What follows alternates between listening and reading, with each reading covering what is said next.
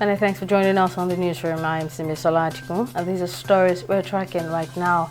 Activities in the aviation sector of Nigeria have been disrupted, with many passengers stranded as aviation unions have commenced their two-day warning strike on Monday.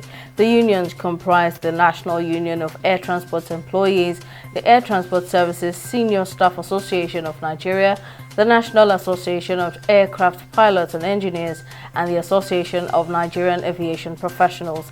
They are demanding, among other things, that the planned demolition of aviation agencies' quarters in Lagos be halted, while also advocating the implementation of conditions of service signed with the staff of the aviation agencies.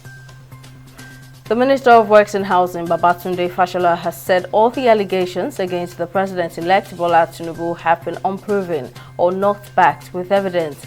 Speaking in a televised interview, the minister explained how the controversies trailing Tinubu will play a positive role in revamping Nigeria as the leader. Fashola said there is no sainthood in governance and that the focus should be on performance and efficiency.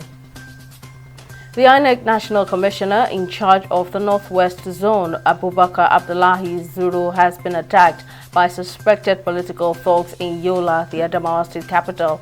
He was in the company of Halilu Isa, the deputy director, DSS, when the attackers broke into his hotel room in Yola.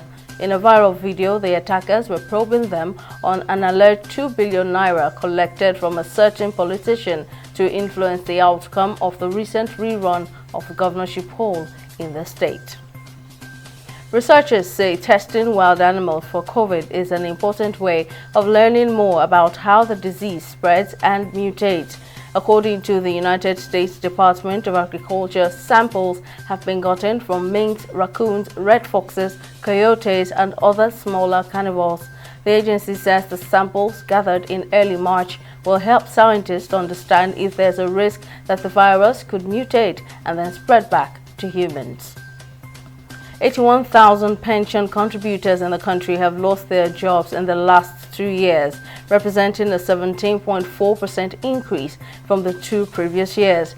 According to a report by the global auditing firm KPMG, the development is a reflection of rising unemployment across the country, caused by the impact of an increasingly harsh economic environment on companies and individuals. As a result, withdrawals by disengaged contributors from the pension fund rose sharply by 30% to 47.8 billion in the last 2 years, that's 2021 to 2022, from 36.45 billion naira in 2 previous years, 2019 to 2020.